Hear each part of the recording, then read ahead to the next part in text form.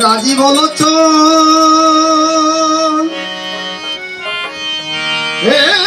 কালে অগস্ত মুনি দিল দর্শন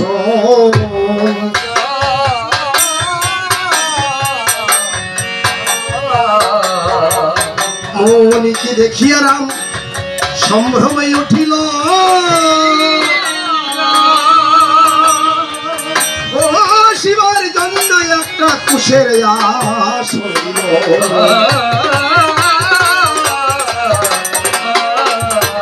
মুনিবারে শোনো রাম তব পাতকে স্থানে আমি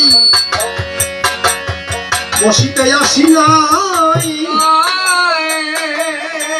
প্রভু রাম বলেছে অমনিবার আমি কেমন করে পাতকি হলাম তুমি একবার খুলে বলো তাই তবে এদিকে অযোধ্যা নগরে আমার সীতা কলঙ্কিনী রবই উঠিল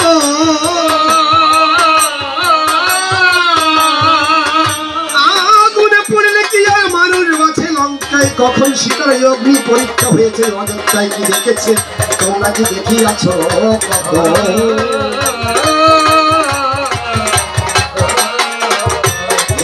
কলঙ্কিত কথাই আমার শ্রবণে করে কোন গুরু বৈশিষ্ট্য মুনিতা ভারতকান্ত হৃদয় এসে রামকে ডেকে বলেছে শোনো রামাই আমি তোমারে জানাই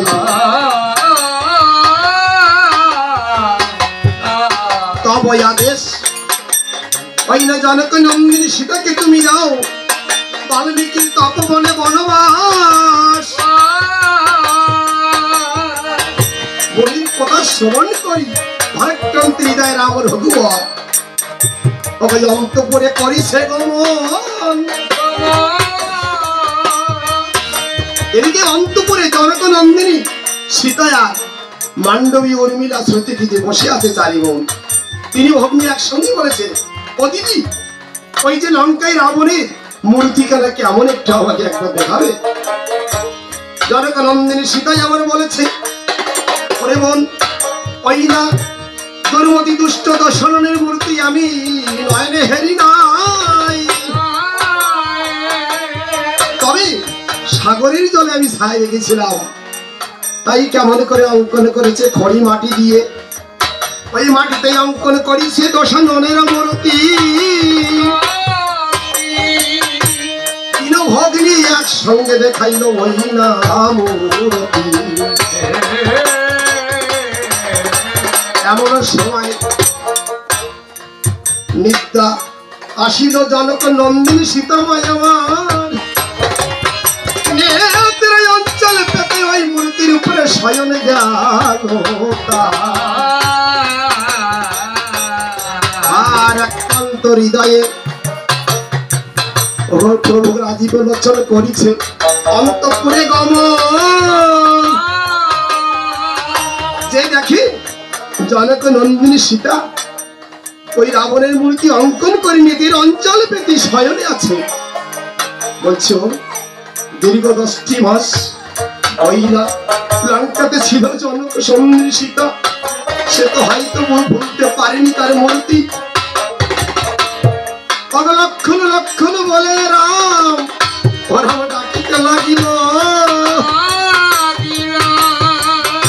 শোনো লক্ষণ আজ শোনো মরম আবেদন জনক নন্দিনী সীতাকে তুমি দাও বাল্মীকির তপবনে বনবাস এখন লক্ষণ বলেছে প্রভু রাজীব লোচনকে প্রণাম করি জনক নন্দিনী সীতাকে বলছে আমার বনবাসে থাকাকালে তুমি বলতে বাল্মীকির তপবনে দর্শনের জন্য আজই সুসময় এসেছে তুমি চলো যাই তাই কেমন করে সুমন্ত সারথী সাথে আমার রাম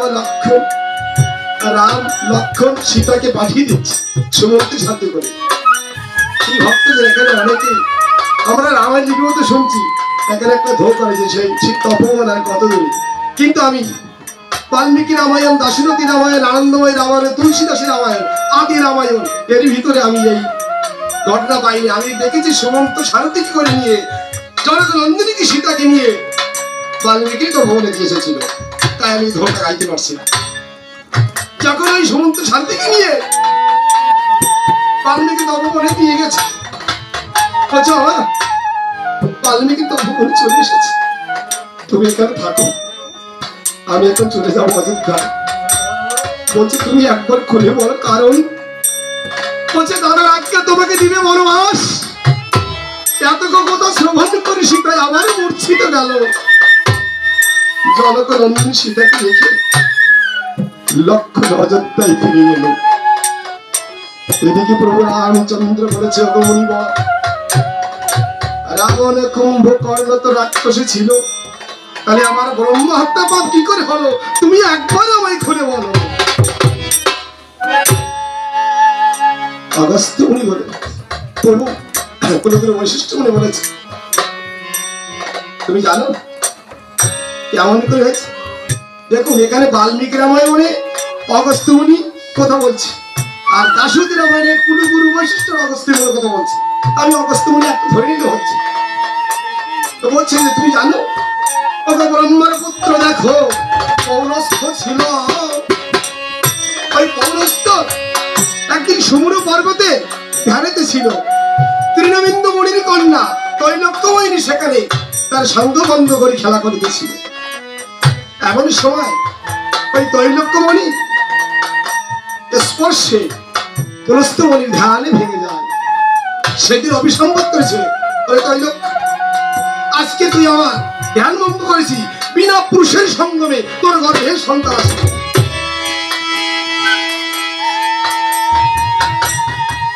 তৈলক্য মোহিনীর গর্ভে সন্তান এসেছে। পিতা তৃণবিন্দু মুনি যে পুরস্থমণির কাছে বলছে মনিবর তুমি আমার এই কন্যা দায়ী থেকে একবার উদ্ধার করো, তুমি আমার কন্যাকে গ্রহণ করো। তৃণবিন্দু মুনির কথা শ্রবণ করি পুরস্থমণি কি বিবাহ করল। ওই গর্ভে দেখো ভরত, দেখো বিশ্বশ্রীর জন্ম হয়।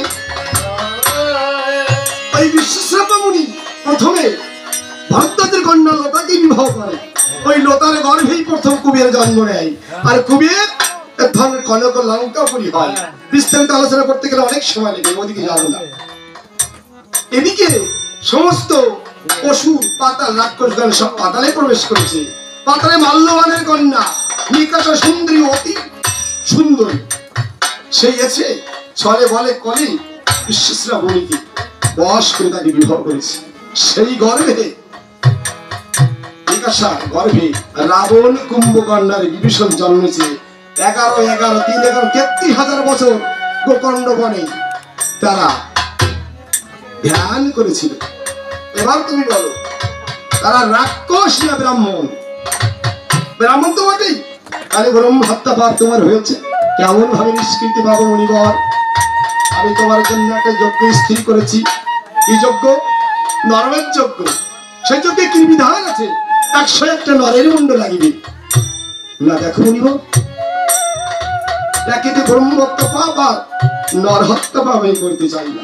বেশ, তাহলে তোমার জন্য গোমের যজ্ঞ সৃষ্টি করেছি। সেই যজ্ঞের বিধান 101টা গোবিন্দ লাগিবে না।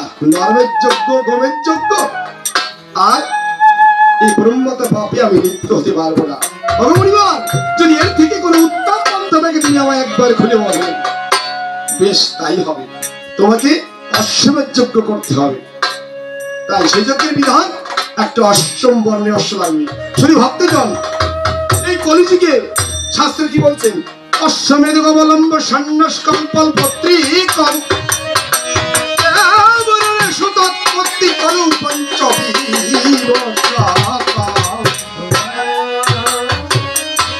এই কলিযুগে নরমের যজ্ঞ, অশ্বমের যজ্ঞ আর এই গোমের যজ্ঞ করা যাবে না। আর কি নিষেধ আছে? সন্ন্যাস। আর পল শব্দ হচ্ছে মাংস, অর্থাৎ পিতৃমাতৃ শব্দে মাংস দান করা যাবে না। আর দেবর দ্বারা সন্তান উৎপত্তি নিষিদ্ধ। রাম বলেছে অগমনিবর এই অষ্টম রহস্য আমি কোথায় পাবো? কে আনবে? কোথায়? বলছে তোমার ভক্ত মেঘরাজ চিরাঙ্গনগরে পাবে সেই অশ্ব। কে যাবে? হনুমান হনুমান বলে রাম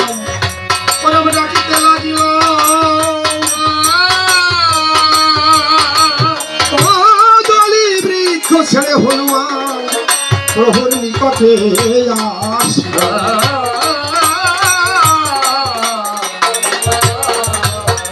প্রভু কি বলেছে? ওগো দয়াল ভাই আমাকে ডেকেছে কি কারণ? বলছে আমি যজ্ঞ করবো অশ্বের বলবেন।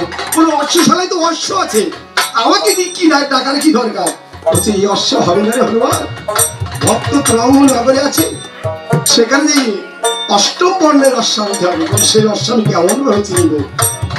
অগস্ত্য মুনি বলেছে শ্যামল বর্ণ বিজলি বর্ণ সংকলে যাতা ক্ষীর পদের ঘুর সাদা শ্বেত বর্ণ হলো তা।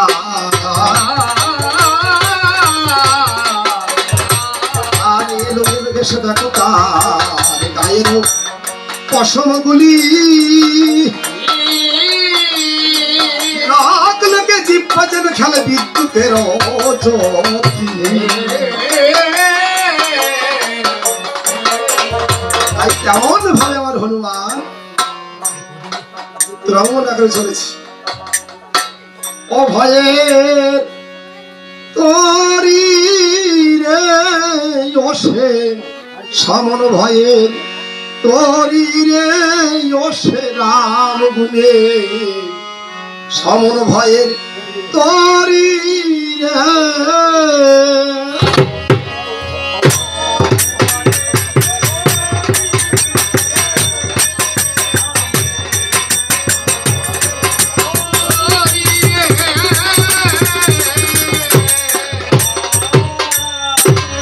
রামপদে প্রণামী সে আমার পবনের সন্তান ভয় তো ভলিঙ্গ করিয়া বিরয় সারি সে বই কান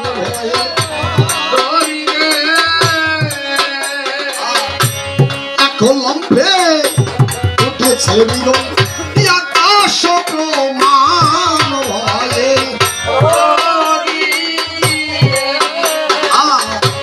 বাহু বেগে চলে বিরই বাহু করি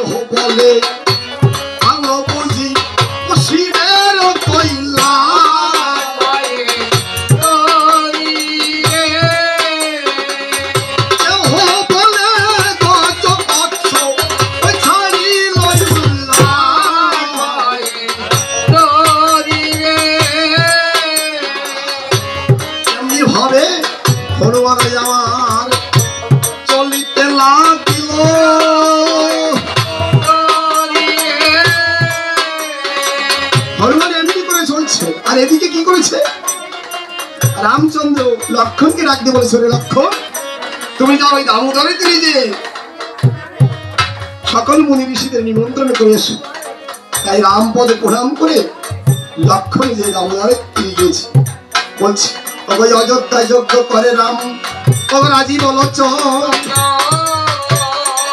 আমি তার কনিষ্ঠ ভাই লক্ষণ করিতে আসিলাম এই সকল মুনি ঋষিদের নিমন্ত্রণ। ঋষি বলেছে লক্ষণ তোমার নিমন্ত্রণ আমরা গ্রহণ করলাম, কিন্তু আমাদের মধ্যে একজন মুনি কিন্তু নাই। সে কোথায়? বলছে সে তো অনেক দূরের পথ, তবে তাকে না হলে হবে, তার মন্ত্রপদ আমরা করবো, তবে তার অর্ঘ্য কিন্তু আমাদের দিবে। বেশ তাই হবে। আগে আগে লক্ষণ চলে পিছে ঋষি ভাইয়ের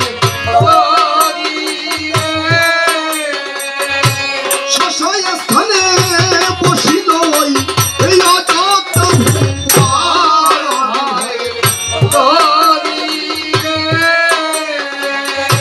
যে বলছে রাম রাজি বলেছ, তুমি যে যজ্ঞের আয়োজন করেছো, তুমি তোমার জগৎ লক্ষ্মী সীতাকে ডাকো। রামচন্দ্র বলেছে মুনিবর আমি জনক নন্দিনী সীতাকে বাল্মীকি তপপুরে নির্বাসন দিয়েছি, তো এই যজ্ঞ তো লক্ষ্মী ছাড়া যজ্ঞ হবে না। কেন? না। রামচন্দ্র বলছে, দেখো জনকী নন্দিনী সীতার মতো যার সতী ছেড়ে চলে যায়, যাকে নির্বাসন দিয়েছে, আমি আর গীতদার পরিগ্রহ করতে পারবো না, অন্য কোনো ব্যবস্থা হলে তাই করুন। বলছে তাহলে তোমাকে সন্ন্যাসীতে নির্মাণ করতে হবে। তাই রামচন্দ্র আমার বিশ্বমিত্র বিশ্বকর্মা বিশ্বকর্মা বলে রাম ডাকিতে লাগিল।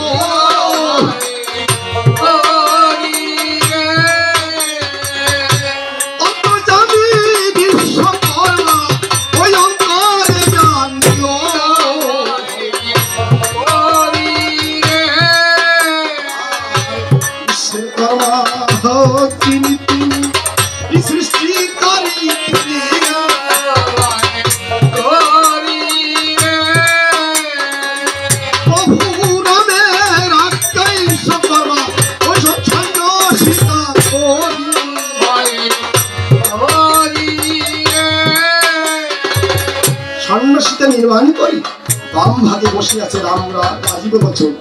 এমন সময় তুরঙ্গনগর থেকে অশ্ব নিয়ে হনুমান দূর থেকে দেখতে পাই আমার প্রভু রাম সীতা রাজীব বচন। যুগল মূর্তি দেখে হনুমান মনে ভেবেছে অনেক দিন হলো পর আজ এই প্রভুর যুগল মূর্তি দেখছি। তাই ধীরে ধীরে হনুমান যে প্রভুকে প্রণাম করেছে, প্রভু শ্রী হস্ত দিয়ে আশীর্বাদ দিয়েছে। আশীর্বাদ পেয়ে হনু মনে আনন্দ পেয়ে জনক নন্দিনী সীতার মূর্তিতে প্রণাম করেছে। যখন শ্রী হস্ত দিয়ে আশীর্বাদ না করেছে তখন হনুমান বলেছে, আমার বহুদিন প্রবাসের কালে সন্তান যদি ফিরে আসে তুই সেই সন্তানকে চিনতে পারবি না। আমি তোর লাগি বিশ্বত্যাগী লঙ্কা পুড়িয়ে হয়েছি মুখ পড়া, আজ সেই হনুমানকে মাত্র চিনতে পারবে না। চিনবি কেমন করে? সেই পাষাণের মেয়ে যেদিনে প্রভু মাল্যবান পর্বতে আমার দেবী দুর্গাকে পুজেছিল, 101টা নীলপত্র এই হনুমান এনে দিয়েছিল। সেদিনই একটা নীলপত্র আমার বাদে চুরি করেছিল। আমার প্রভু কমলাকে সেদিন দান করতে চেয়েছিল, সেদিন তুই ফিরে দিয়েছিলি। তুই তো সেই পাষাণের জাতি। এমন সময় রাম বলছে, ওরে হনুমান তুমি বৃথা কেন প্রলাপ করছো? এ তোমার জনক নন্দিনী সীতা মানা মম আদেশে তাদের লক্ষণ দিয়েছে বাল্মীকির তপমর্যাদাকে নিয়ে আসে। হনুমান বলেছে, কি অপরাধ ছিল আমার মা জনক নন্দিনী সীতা? বলো প্রভু। ও বলো বলো রে দয়াল রাম, কি দোষে মা জনকী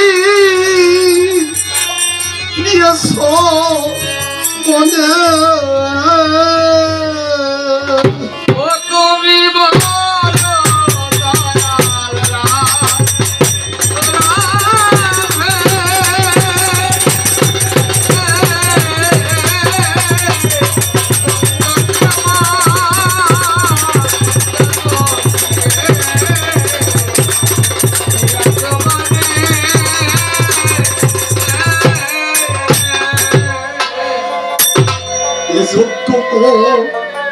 রণহরি এ যোগ্য কত রে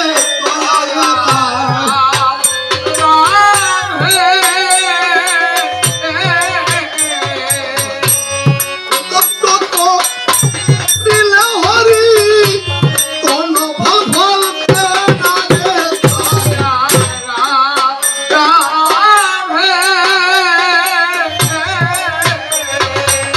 প্রভু তুমি লক্ষ্মী সাহায্য করো না, তুমি লক্ষ্মীকে একবারে ফিরিয়ে এসো।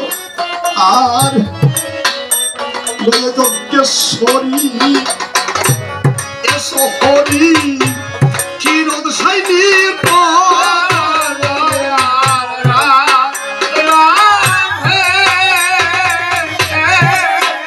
হরি তুমি করেছ আজি যে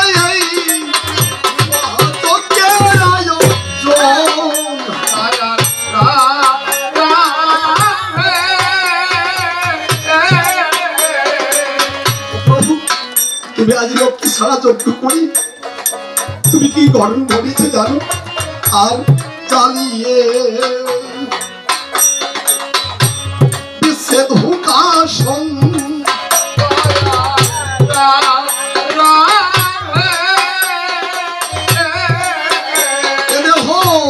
কষ্ট সম্মিলন আমি পদত্ব সঙ্গ করিব বসে জগাসন।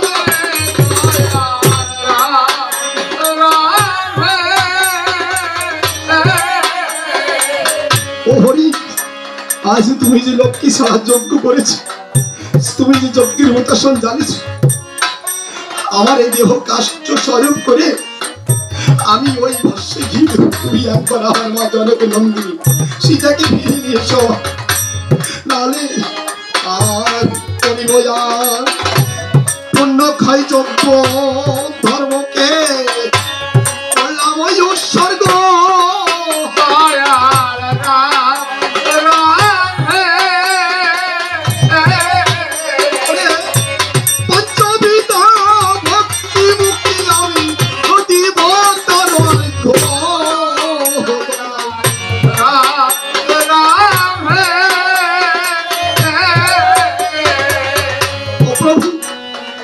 আমার মা সীতাকে ফিরে নিয়ে এসো, আমি আমার সারা জীবনের পূর্ণতা অর্জন করতে আমি এই যজ্ঞে বিসর্জন দিব। আমার পঞ্চবিধা ভক্তি মুক্তি যা কিছু আছে আমি সবাই পদে সবার উপর করে দেবো। তুমি আমার জনক নন্দিনী তাহলে তোমার যজ্ঞে কি পরিণাম হবে জানো? এ যজ্ঞের শোনো পরিণাম।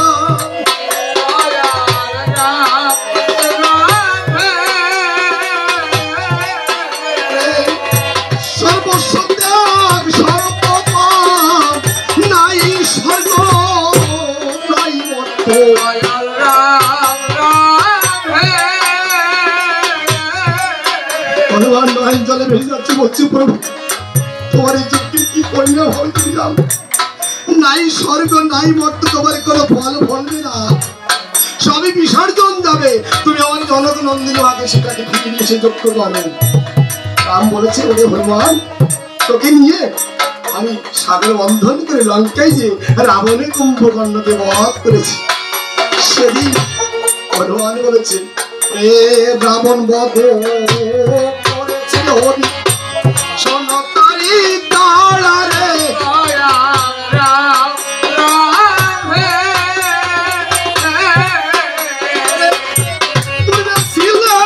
লক্ষ্মী ভক্ত ওই এখন লক্ষ্মী ছাড়ারে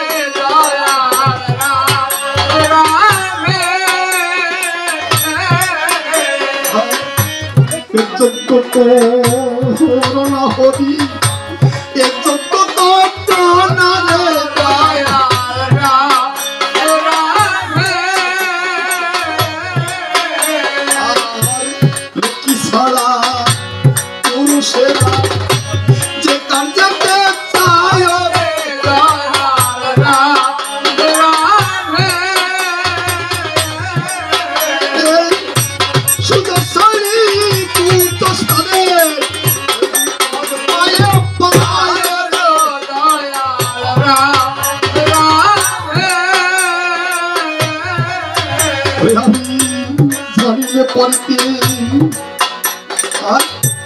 রাখিতে শীতে অযোধ্যা ভূপন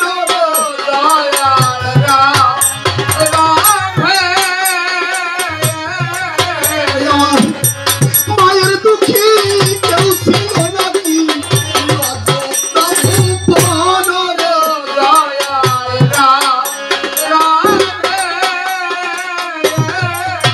আর আমি জানিলে পাইতে রাখিতে শীতে এই অযোধ্যা ভূপন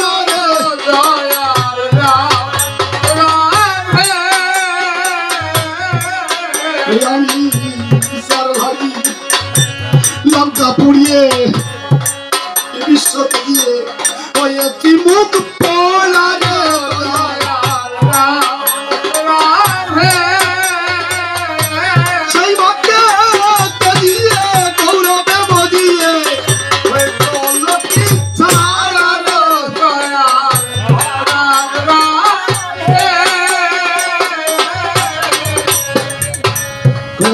তো ভাবে হনুমান যাওয়া ওই আখি নিলে ভাষা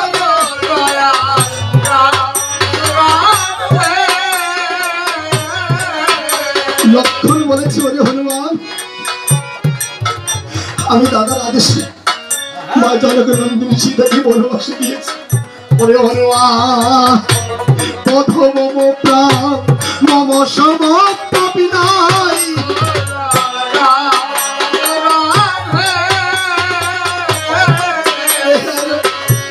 রাক্ষসে পিছাছে জানা করেছে ওই আমি করিয়াছি তাই রে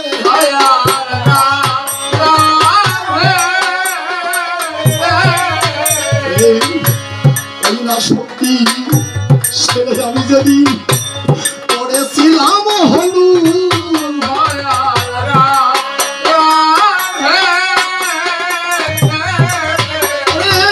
গন্ধ বদল থেকে ঔষধের কেন ওই আমায় বাঁচাই দিলে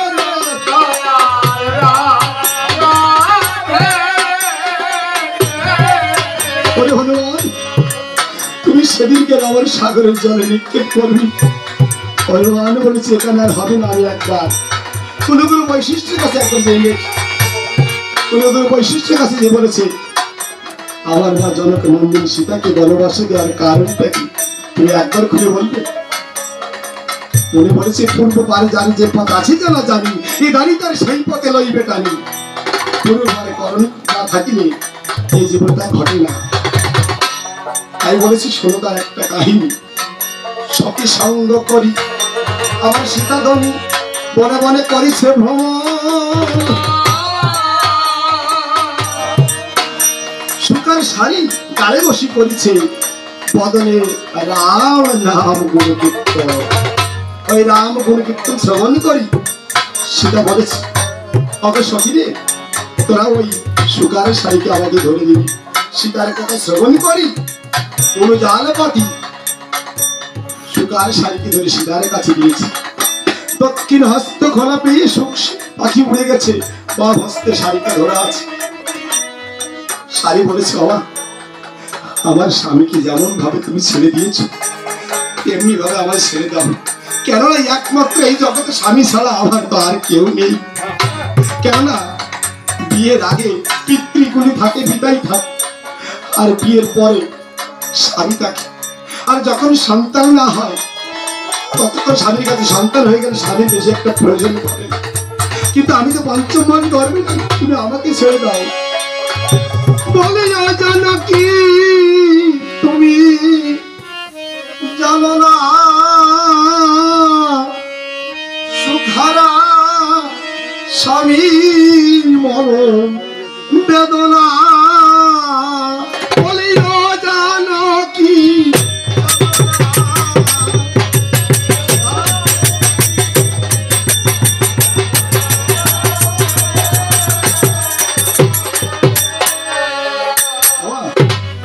আমি বন পাখি বন ডালে থাকি ছেড়ে দাও আমায় দূর বনে যাই জানো কি জানো না আমি করিল প্রতিজ্ঞা পুরো সে রব তব তাই জানো না সাবল সাকল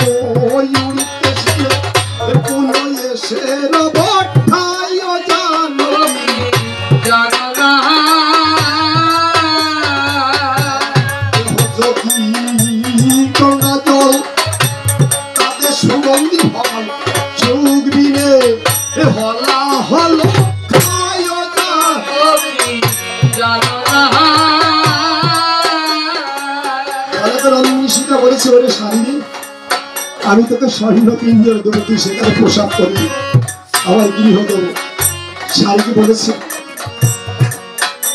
মা এই গৃহ যে আমার কাছে বোন আর ওই বোন যে আমার কাছে গৃহ তুমি একবারে ছেড়ে দাও আর এত তো বলিয়া শাড়ি আমার সীতার কাছে ঢুলিয়া পড়িল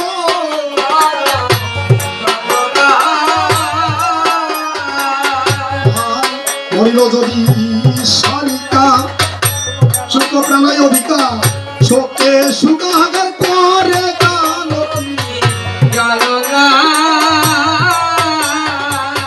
শাড়ি পাখি যখন মারা গেছে সুখ পাখি ডালে বসে বলছে আমার জন্মের পর মায়ের আদর পাইনি, পিতার অবয়ব কিন্তু আমি বুঝতে পারিনি। যৌবনে শাড়ি কিনে বেঁধেছিলাম সুখের বাসা, তাও তো সহ্য হলো না। আমি তোরে লাগি অবিসম্পদ করব, আমি এই কামড়ে নদীর সৃজন করি তাহাতে ডুবিও মরি।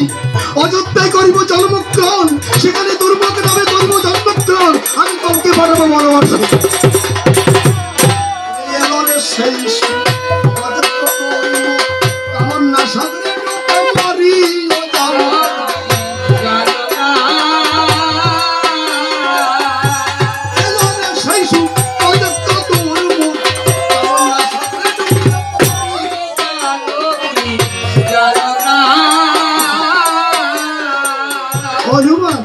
এই সেই দুর্মুখে সীতা কলঙ্কিনী কলঙ্কিনী বলছে। তাই এই কলঙ্কিনী আমি সহ্য করতে পারছি না, কারণ পঞ্চমাজ গর্ভণ সীতা ছিল তো, সেই গর্ভের সন্তান আসলে যদি ভক্তি ভরে ভাগবত পাঠ রামায়ণ পাঠ যদি ভাগবত গ্রন্থরা পাঠ হয় সেই গর্ভে সুসন্তান আসবে না। তাই আমায় তোমার কাছে বলে আমি চক্রান্ত করে বাল্মীকি তপবন দিয়েছি, সেখানে সর্বক্ষণ মধুর হরিনাম শ্রবণ করবে। আমাদের গর্বে মাতৃগর্ভে কেন সুসন্তান আসছে না জানেন? তার কারণ হচ্ছে একটাই, এই কারণ মাতৃগর্ভে থাকতে যতক্ষণ ওই সন্তান ভাগবত শ্রবণ করবে ততক্ষণ সেই সন্তানই সুসন্তান হয়ে আসবে। তাই বলছে পিতা মাতার ক্ষণকাল সন্তানের সমস্ত জীবনকাল, মাতৃগর্ভে থাকতে সন্তান যা কিছু শ্রবণ করবে সমস্ত জীবনকাল সন্তানের সেই ক্যাসেটে বাজবে। শ্রী ভক্তজন, এদিকে আমার রামচন্দ্র কি করেছে, ওই যজ্ঞের অশ্বায় একে একে সপ্তবার ছেদন করি আবার পুনর্জীবিত করে ওই অশ্বের ভালো কি লিখেছে জানেন? ওই অযোধ্যায় যজ্ঞ করে রাম রাজি বলো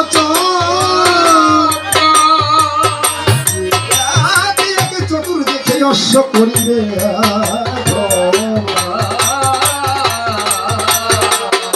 ওই অশ্ব বাঁধিতে বাঁধিতে সেনা বাঁধিবে তার পিতা হবে গাধা। মায়ের পুত্র হলে তবে অশ্ব বাঁধিবে, আর অসতীর পুত্র হলে খোত্তায় বাঁধিবে। কোন ঋষি বলে কেমন হয়েছে? ও আচ্ছা, তাই তাহলে তো এখন আমার এই অশ্ব চতুর্দিকে ভ্রমণ করতে হবে, তবে সঙ্গে কে যাবে? এমন সময় শত্রুঘ্ন আগে বলেছে দাদা আমি যাব। বলছে তুমি আগে যুদ্ধ করছো? হ্যাঁ দাদা, তবু আশীর্বাদে ওই বাল্মীকি তপবনে থেকে আমি লবণদর থেকে বধ করেছিলাম, ও রাবণ থেকে সে তো কম বীর নয়। তাহলে তো আমার এখন সারথীর প্রয়োজন। কেমন করে রাম আমার সারথি লিখেছে, ও সারথি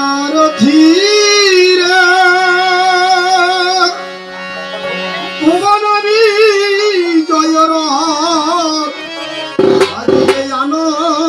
রথ মনের মতো মরথ দেখিতে সুন্দর।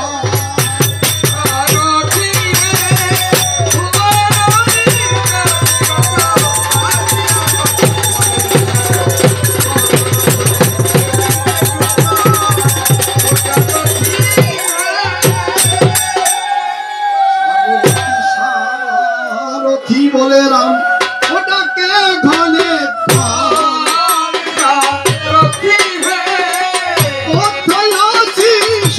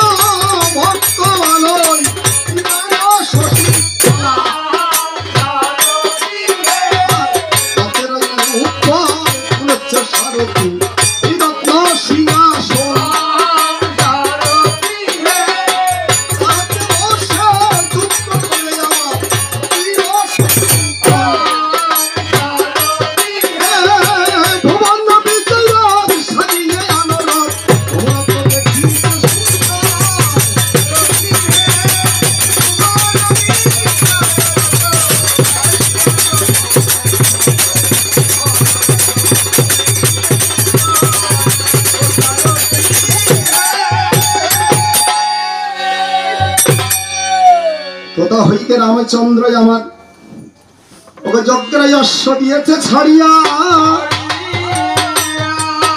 লক্ষ্মী সৈন্য নিয়ে শত্রু বনে গেল উত্তর দেশে প্রবেশিয়া।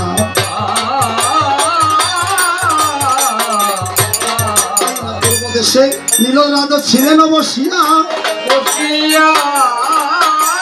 নীলরাজ যজ্ঞের ভালো দেখতে পাই ও অযোধ্যায় যজ্ঞ করেছেন আমার রাজীব লোচন। তাকে একে যজ্ঞের অশ্ব করবে চতুর্দিকে ভ্রমণ, তাতে নাই কি কোনো বাধা। অশ্ব বাঁধিয়ে না বাঁধিবে তার বাপ হবে গাধা। সতী মায়ের পুত্র হলে অশ্ব বাঁধিবে, অসতীর পুত্র হলে পুত্রায় মানিবে। বেশ আর অশ্ব ছেড়ে দেবো না। শত্রুগণ বলেছে কি আমাদের অশ্ব কে বেঁধেছে, বলছে আমি। আমাদের অশ্ব ছেড়ে দাও। বলে তার রামচন্দ্রের মাতা অশ্বতী লেখন করে দাও। বলছো আমি যুদ্ধ করবে না, আমার যুদ্ধ ছাড়া আমি অশ্ব ছেড়ে যাবে না। কেমন করে যুদ্ধ করছি, ও মরিয়া হারে বীর যুদ্ধের সাজিল বাজিল সাজিল রে মরি আহারে বীর।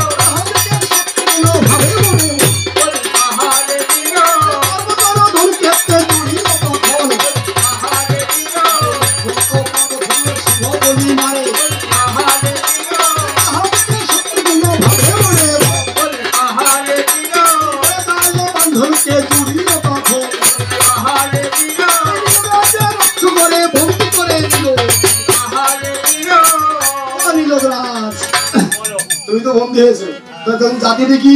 আমি জাতিতে রাজা। আচ্ছা বন্ধু হলে কি জাতিতে রাজা থাকে নাকি? সাজা দিয়ে দেন। এই যে ওপার বাংলার প্রধানমন্ত্রী তো পালিয়ে এসেছে, রাজা আছে এখন? রাজা তো নেই। তাহলে সারথি রাজা যখন গোজা ডুবিতে রাজা বললো কেন? কাঠুরিয়া, তাহলে এই অযোধ্যা ছাড়তে পারি, অযোধ্যার যজ্ঞ করে নাম রাজীব লোচন। ওই যজ্ঞের যত কাষ্ট তুমি কি দিতে পারবে? না না, যজ্ঞের আগে দিতে হবে, 4 দিন ধরে কি করবে? আর পরে তথা হইতেই অশ্বই আমার করিল গমন,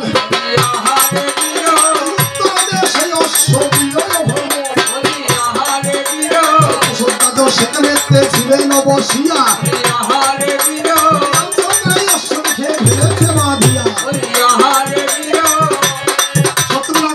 আমাদের যজ্ঞের রস কে বেঁধেছি? কুসুমদাস বলছে আমি বেঁধেছি, আমাদের যজ্ঞের রস ছেড়ে দাও। বলে না তাহলে রামচন্দ্রের মাতা অসতী মেনে নাও। বলছে নাম যুদ্ধ করবো। আর এই আকার পরিয়া দিল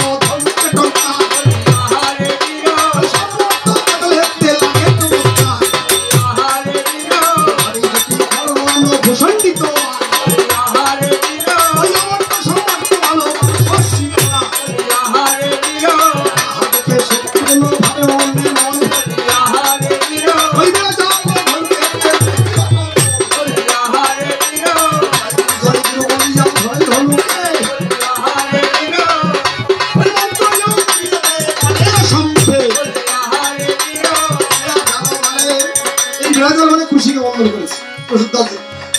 অকুশদাস, তুমি তো বন্ধু হয়েছো, তুমি জাতিতে কি? আমি জাতিতে আমি ঘোষ। তা তুমি কেন করো আফসোস? তোমার কোনো আফসোস আছে? বেশ, তাহলে তোমাকে ছেড়ে দিতে পারে শর্ত, অযোধ্যার যজ্ঞ করে রাম রাজীব লোচন, ওই যজ্ঞের যত দধি লাগবে তুমি দিতে পারবে? বেশ তাই হবে। আরে তথা হইতেই অশ্বই আমার করিল গমন,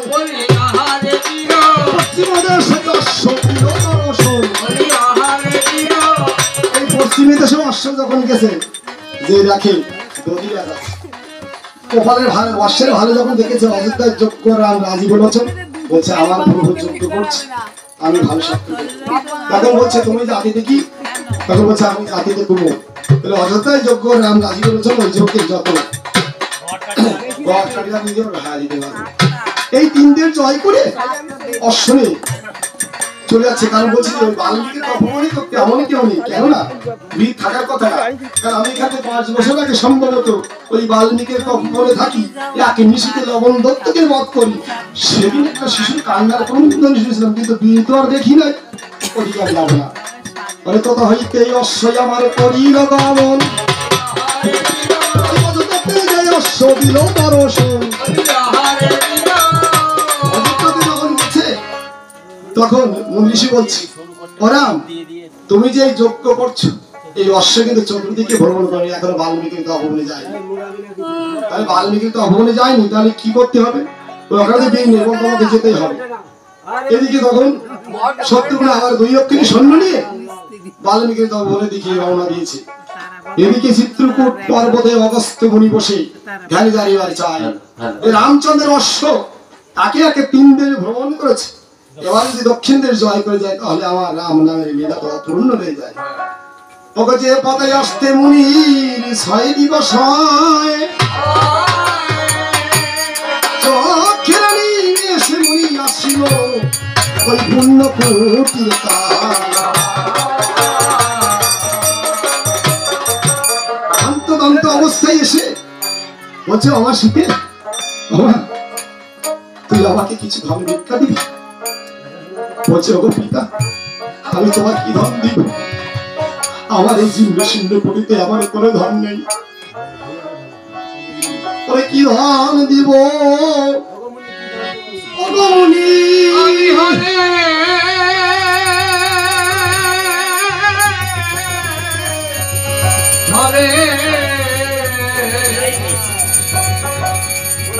রাম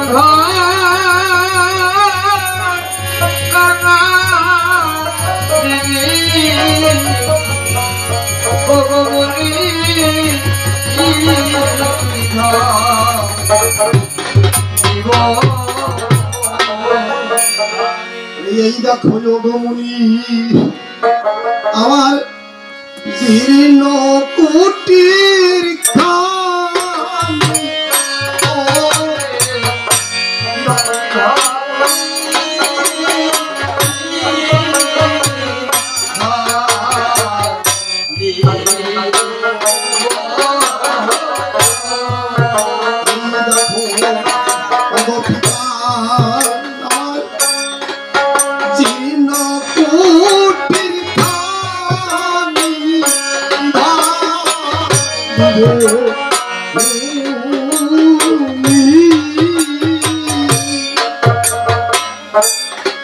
সাউনিয়া পিতা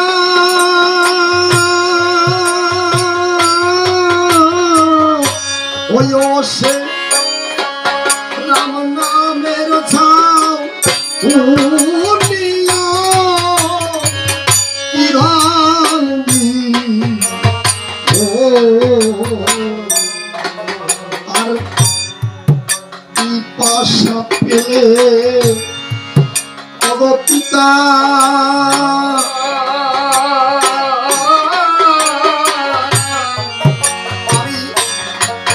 ধর্মদার জল খায়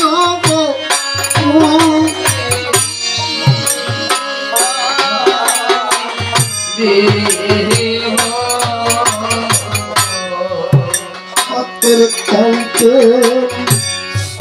শীতে শিরু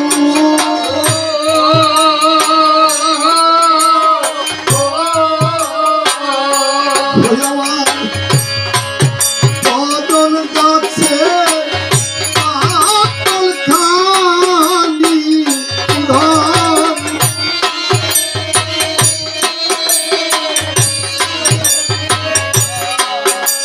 পিতা আমি যখন অযোধ্যায় ছিলাম কত শত ফকির এসেছিল আমি দুহাত করে দান করেছিলাম এই অভাগিনী গোপালতার সহ্য হলো না আমি রাজরানী রাজনন্দিনী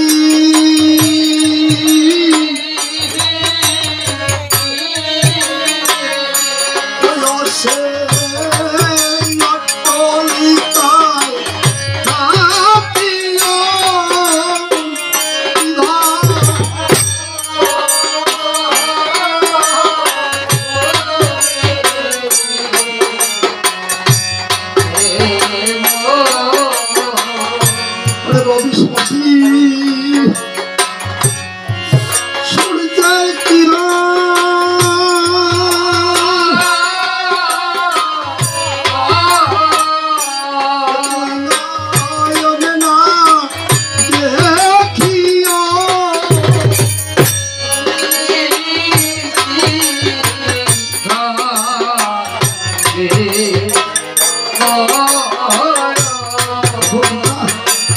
তুমি জানো আমি কত অভাগী আমি যখন রাজা জনকের ঘরে জন্মেছিলাম তখন কত শত জ্যোতিষ এসে আমার কুষ্টি বিচার করে কি লিখেছে তুমি জানো আমি যখন জন্মেছিলাম রাজা জনকেরই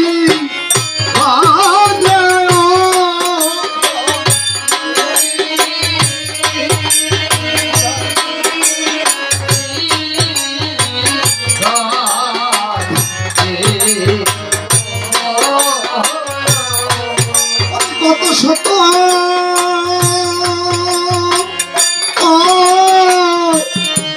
জ্যোতিষ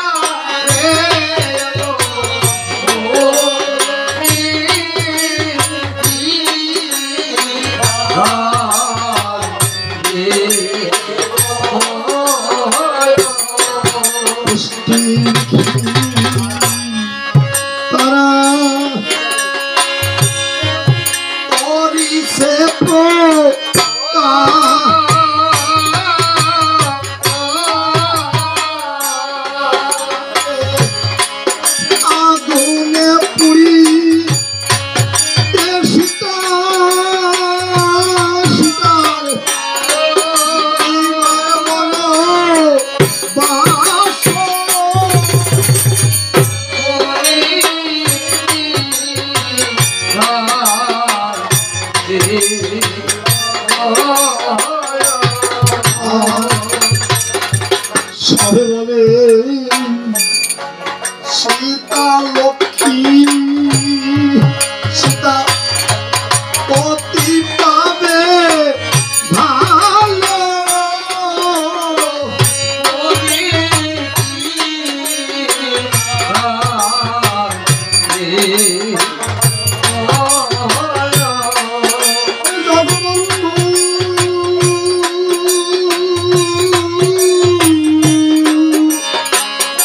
দাসী হয়ে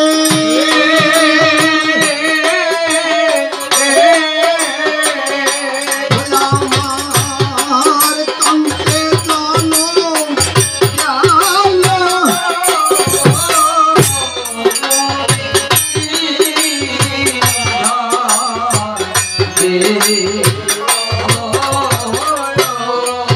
এই জগতে সীতা নাম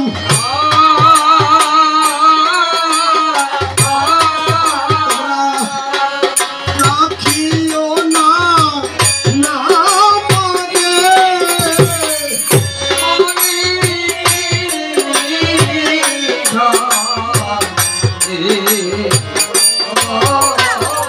ওরে কান্তি কান্তি তারে জনম যাবে দিদি হবে বাপ তাই জনকে নন্দিনী সীতা বলেছে স্বয়ং জগবন্ধু হয়ে আমার স্বামী হয়ে আজ আমাকে কাঁদতে কাঁদতে জনম বলছে তাই বলছি ওরে মন আমার মনটারে বলি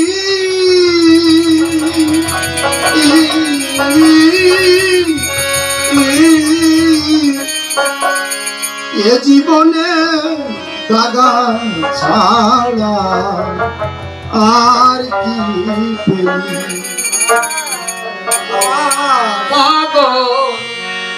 মনটারে বলি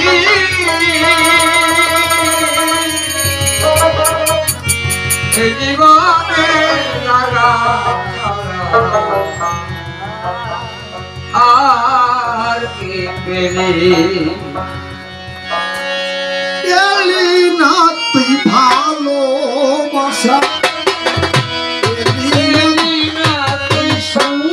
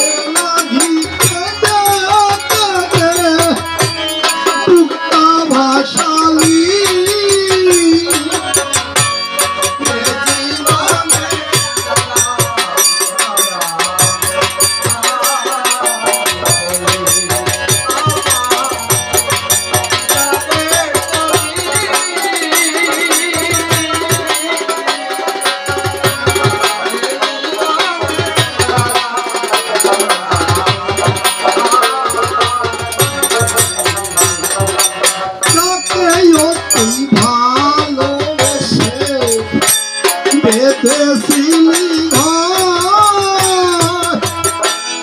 তারি তোরে কেঁদে কেঁদে চললি রে সংসার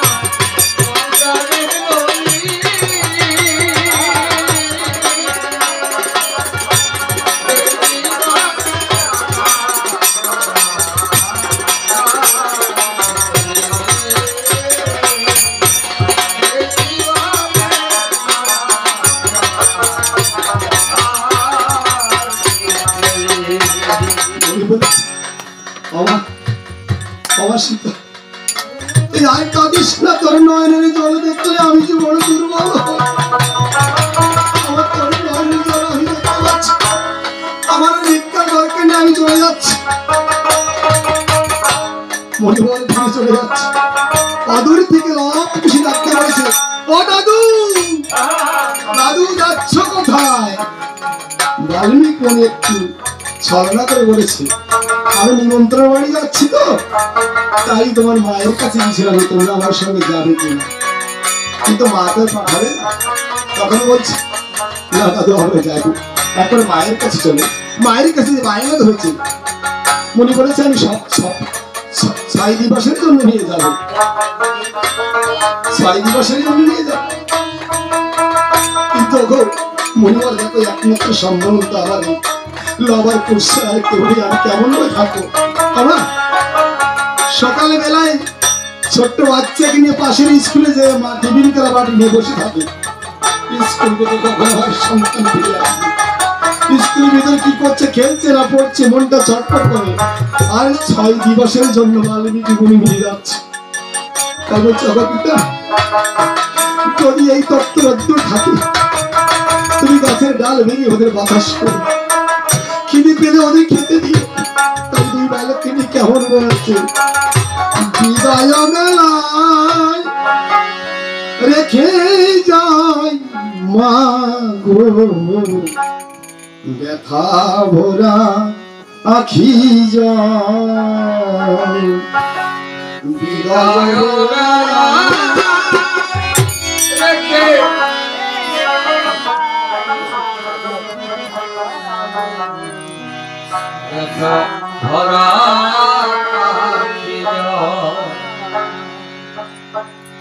যখন এমনি করে যাচ্ছে, মনিবার কিছুদিন যাওয়ার পরে শুভস্থান ছেড়ে কুস্থানে বসেছে।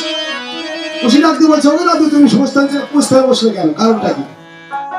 বলছে যাবো তো নিমন্ত্রণ বাড়িতে, তোমাদের দীক্ষা শিক্ষা হয়েছে? সে কি জিনিস খায় না মাথা দেয়? আরে পাগল, খায় না মাথায় না, সে আছে হরিনামের মন্ত্র, বীজ মন্ত্র। না না, তেমন কিছু আমাদের দুবার হয়নি। ও আচ্ছা, তাহলে দেখো এই বেদ বাক্য তো তোমাদের নিতে হবে, কিন্তু আমি তো বিলুপ্ত হয়ে গেছি।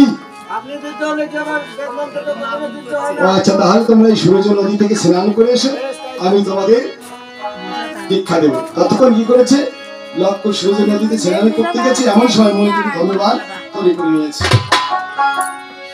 এবার আসার পরে দুই মুনি ঋষিকে ওই তপবনের ভিতরে, মুনি ঋষিদের ভিতরেই লক্ষকে দীক্ষা দিয়েছে। দীক্ষা দিয়ে বলছি, তাহলে আমি তোমাদের সম্পর্কে এখন কি হই? গুরুদেব হয়েছেন, প্রণাম। বেশ, শুধু প্রণাম করলে হবে না, আমাকে গুরু দক্ষিণা দিতে হবে। গুরু দক্ষিণা কোথায় পাবো? কে দেবে? দেখো আজকের এই যে গৃহে রামায়ণ হচ্ছে না, এটা আজকে বাল্মীকির তপবন, অযোধ্যা ভবন। তো এখানে যারা আছে সবাই মুনি ঋষি, আর যারা আমার মায়ের আছে তারা মুনি পত্নীগণ। তোমরা দুই ভাই যেই এখান থেকে ভিক্ষা নিয়ে আসো, ভিক্ষা এনে আমাকে গুরু দক্ষিণা দাও। তোমরা যদি গুরু দক্ষিণা না দাও তাহলে আমার আর কি জগতে কে দেবে?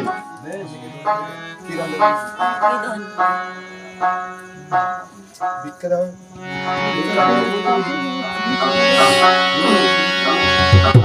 ভিক্ষা দাও মুনি ঋষি, আমরা দুভাই নবীর সন্ন্যাসী। ভিক্ষা দাও মুনি ঋষি,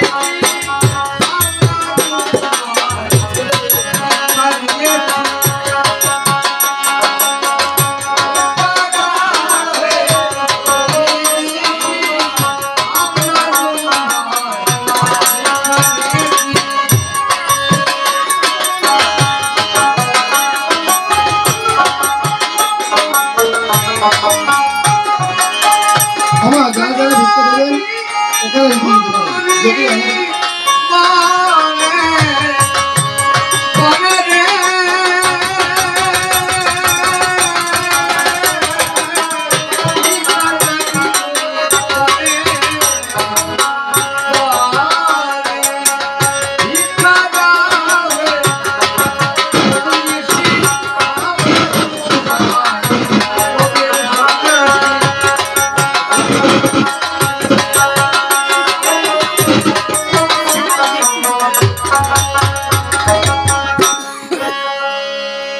তাদের সম্পর্কে গুরুদেব হয়েছেন। গুরুদেব বেশ।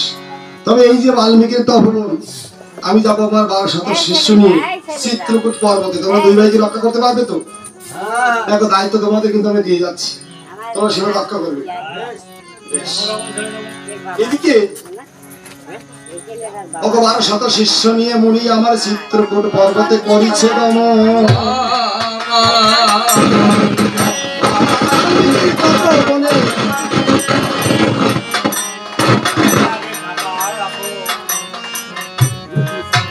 দুই ভাই তখন বালি কাটাকাটি খেলছে। এদিকে শত্রুঘ্ন ডাক দিয়ে বলছে, ও সারথি, আমাদের যজ্ঞের অশ্ব তো এই বাল্মীকি তপবনে অনেকক্ষণ গেছে, তুমি একবার যে দেখে আসো। এই আজ্ঞা মাত্র সারথি আমার করিছে গমন। বলছে এদিকে এই যজ্ঞের অশ্ব দেখতে পেয়েছে, যজ্ঞের অশ্ব এসছে। তখন কুসুমি বলছে, ও দাদা, ও দাদা দেখো গো, কাহার যেন যজ্ঞের অশ্ব মনির তপবনে। কাহার যেন যজ্ঞের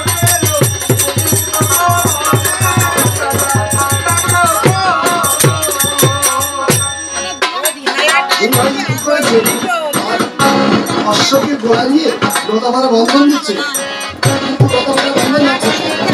বলছে, ও দাদা, মা যেন কি আমাদের মুনি বর্জনে কি একটা মন্ত্র দিয়ে সেটা বলছে,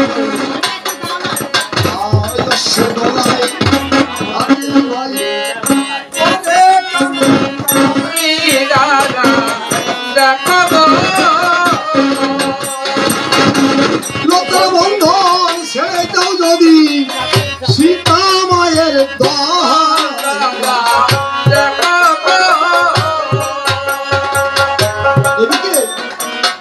সত্যি করে বলছি যে আমাদের যজ্ঞের অশ্বত অনেক সময় গেছে।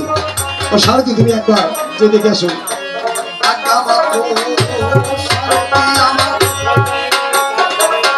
করিছে গম্ব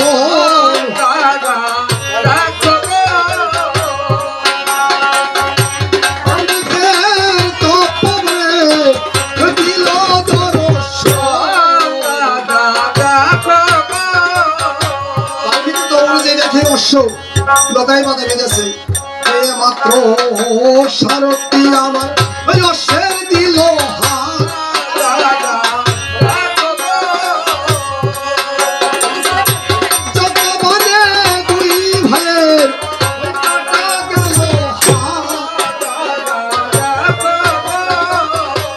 ওই হস্ত কাটা নিয়ে তিনি গেছে শত্রুগুলোর কাছে। শত্রুগুলো বলছে দেখো আমাদের যজ্ঞের অশ্বের কাজে বলেছে, আমি যখন অশ্বের করে হাত দিয়েছি দুই দিকে চোখা মানে আমি হস্ত করে দিয়েছি। বলছে মিথ্যে কথা, তুমি নিজে করেছো। বলছে নিজে নিজে কারা যায়? একটা কারা যায় কিন্তু কি করে কারা যায়? সম্ভব না। কথা হইতে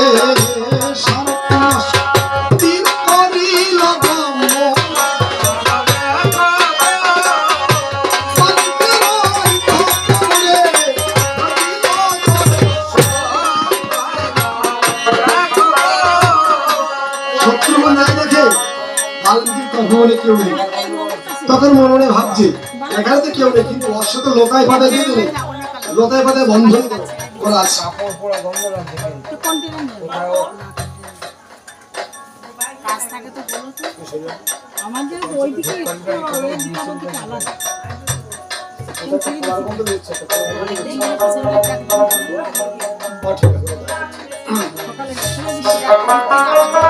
বলছি অদূরে দেখতে পাই ছোট পঞ্চম বছরে হয়তো হবে দুটো বালক। শত্রুঘ্ন মনে মনে ভেবেছে এখানে তো কোনো বীর ছিল না, তবে পঞ্চম বছর আগে যখন আমি এসে লবণগড় থেকে বধ করেছিলাম তখন কান্না ধ্বনি শ্রবণ করেছিলাম, সেই দুটি বালক হতে পারে। বালক দুটোকে ডাক দিয়েছে, বলছে আমাদের যজ্ঞের কি বেঁধে তোমরা জানো? লবকুশ বলছে আমরা বেঁধেছি। কেন? আমাদের যজ্ঞের অশ্ব ছেড়ে দাও। লবকুশ বলেছে রামচন্দ্রের মাতা অসতী আগে মেনে নাও। তখন শত্রু বলছে কি করবো, যুদ্ধ করবো না?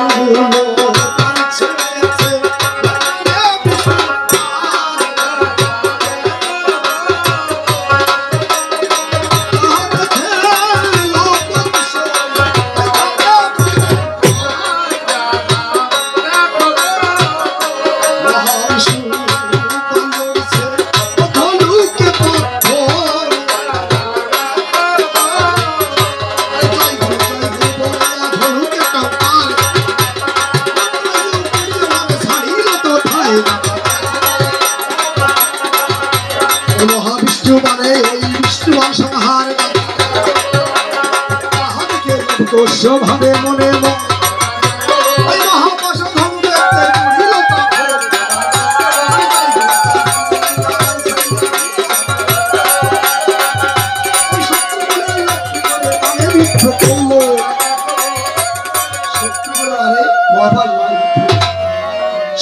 পথে একে একে ফিরে যাচ্ছে, যে রামচন্দ্রের নিকটে বলছে, প্রভু যখন বলছে আমার ভাই শত্রুঘ্ন বলে ওই বাল্মীকি তো মনে ছোট ছোট দুই বালক দেখতে যেন অবিকল রামের মতো, অপ্রভু তাদের কাছে বীর শত্রুঘ্ন পরাজিত মূর্ছিত হয়েছে। লক্ষণ ডাক দিয়ে বলেছে, দাদা ক্রন্দন করে কোনো লাভ নেই, কেননা ক্ষত্রের যুদ্ধেতে মরণ। যেদিন থেকে সীতাকে দিয়েছিলাম বনবাসে, সেদিন তো হয়েছে আমাদের বিধি বিড়ম্বন। কারণ জলে তো নন্দিনী সীতার কোনো দোষ ছিল না, বিনা দোষে তাকে বাল্মীকি তপনে দিয়েছি। সেদিন ছিল ৫ মাস গর্ভিণী, সেই গর্ভে জন্ম নিয়েছে মনে হয় এই দুটি বালক। আমরা যাবো, সে বালক দুজনকে ধরে নিয়ে আসবে। রাম বলেছে, যাও ভাই ভরত লক্ষণ, আমি তোমাদের করি আশীর্বাদ, যদি সমরে যুদ্ধ বাঁধিবে তবে করিবে, না হলে দুই বালককে ধরিয়ে আনো আমার কাছে অকাশ্যা। যাই অক্ষিণী সৈন্য নিয়ে লক্ষণ ভরত করিল গমন,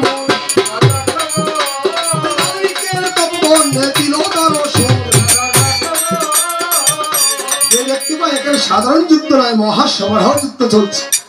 সেই যুদ্ধে যেন শত্রুঘ্নের পতন হয়েছে। অদূরে দেখতে পাই ডাকতে বলেছে, এই বীর কে পরাজিত করেছে? বলছে আমরা দুই ভাই। বলে তোমাদের পরিচয়? বলে আমাদের পরিচয় জেনে তোমাদের দরকার নেই। এই তপবনে তোমরা কেন এত কটক সৈন্য নিয়ে এসেছো সেইটাকে বলো। কেননা ১২শত শিষ্য নিয়ে মোদের গুরুদেব বাল্মীকি মনে গেল চিত্রকূট পর্বতে, দুই ভাইকে রেখে গেল আজ আমাদের এই বন রক্ষার্থে। কটকগণ বলেছে, এক রাম যিনি বারে নারী রে ভুবন,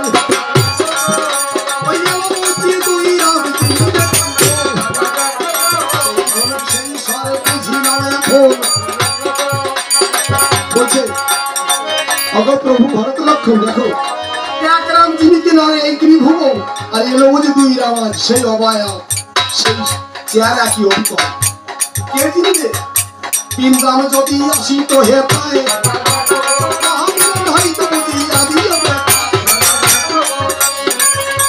ভালো তোদের পরিচয় দিয়ে বলছে, এই তো আমাদের পরিচয়।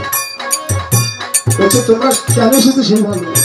এই কটকগণ সৈন্য নিয়ে অযোধ্যা ভূপতি দশরথের পুত্র শত্রুঘ্ন এসেছিল, সেও আমাদের কাছে পরাজিত হয়ে গেল। কি হয়েছে তার অবস্থা?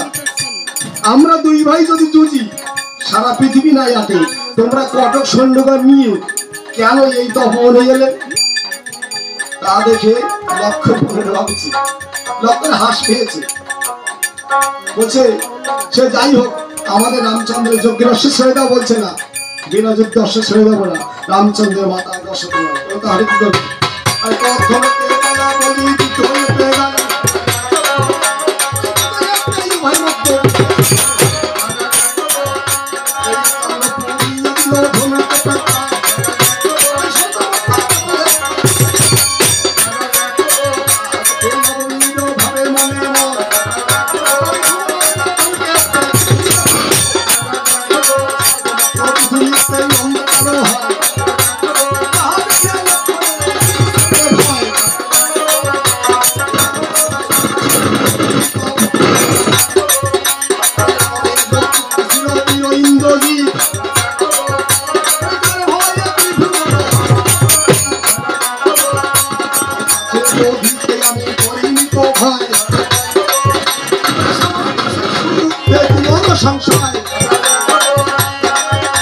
লক্ষণ বলছে যে রাবণের পুত্র বীর ইন্দ্রজিৎ ছিল, তাকেও আমি সংশয় বোধ করিনি, কিন্তু সামান্য শিশু যুদ্ধে আজ সমস্ত অন্ধকার এত কবলিয়া লক্ষণ জড়িল তোরা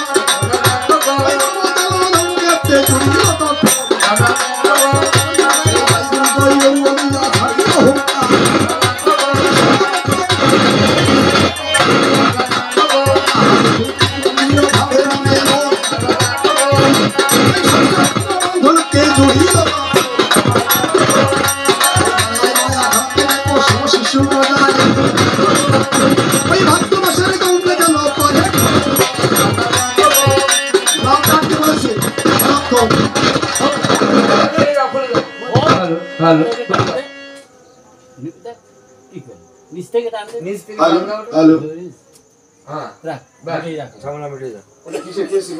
বক্সে হ্যালো হ্যালো আরে এই দোতারা ও আচ্ছা ঠিক আছে একটু চা না খেয়ে একটু চাটা খেয়ে এটা নাই দেখ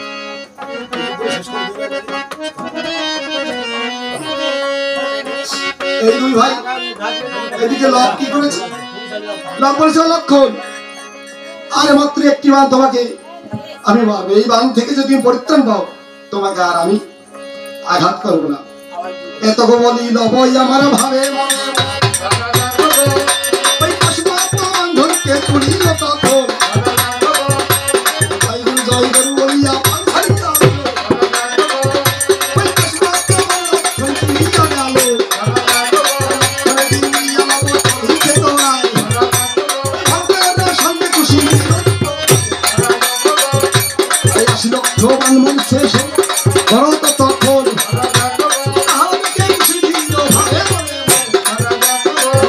ভগবান খুশি মারিছে তো ভাই তাহাকে ভরত কহিল ভাই এই শিবপাল খুশি বীর ধন্য তুল্য ওই জয় গুরু বলে পাঁচাইয়া দিলে ওই শিবানে ভরতকে ভুটিয়া গেল। ওই শিবপানে ভরত মূর্ছা গেছে, সপ্তরথী পালিয়া